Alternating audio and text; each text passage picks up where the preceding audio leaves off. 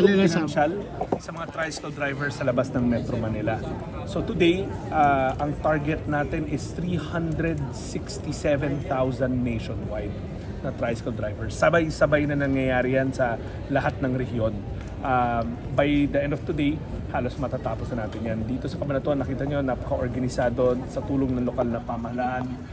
Nakita nyo, napaka-organisado. Ang target nila dito, dapat 17,000 in a couple of days, in 3 days. Pero ngayong araw pa lang, halos nakakalahati na nila yung quota nila for today.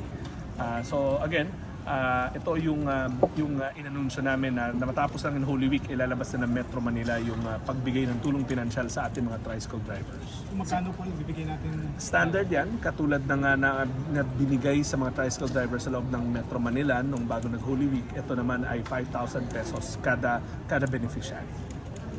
Sir, pinili niyo pong bisitahin ng Cabanatuan. Bakit po, sir? Well, una, marami tayong tricycle drivers dito sa Cabanatuan. Alam natin na Cabanatuan is an emerging, is a major commercial hub. At sa data namin, isa to sa may pinakamalaking tricycle driver and operators na population. Bagamat marami yung 367,000, imagine again dito 17,000 na kagad. Pero hindi lang tayo dito pupunta. After this, punta kami ng Urdaneta, punta kami ng Angeles City.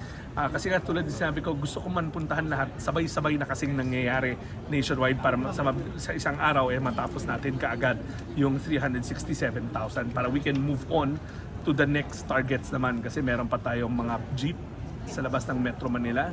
Meron pa tayong mga TNVS, yung mga ride-hailing yan, MC Taxi at yung service delivery. So lahat yan susunod-sunod din natin. Ang layunin at ang objective natin, dapat bago mag-April 30 or on or before April 30, lahat ng sektor lahat ng transport sector sa labas ng Metro Manila nabigyan na ng kanilang financial assistance. Kasi ginagayak na natin sa utos ng ating Pangulo yung round 2 nito.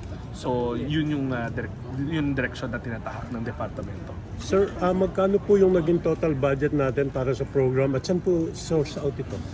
Tulad ng na-report namin before, ang mga chopper natin, mga riders natin, they're now considered individuals in crisis situation. Yung mga public utility vehicle drivers, hindi na driver ang tingin namin sa kanila, kundi mga individual na may pinagdadaan ng krisis, nanganganib na ang kanilang mga hanap buhay.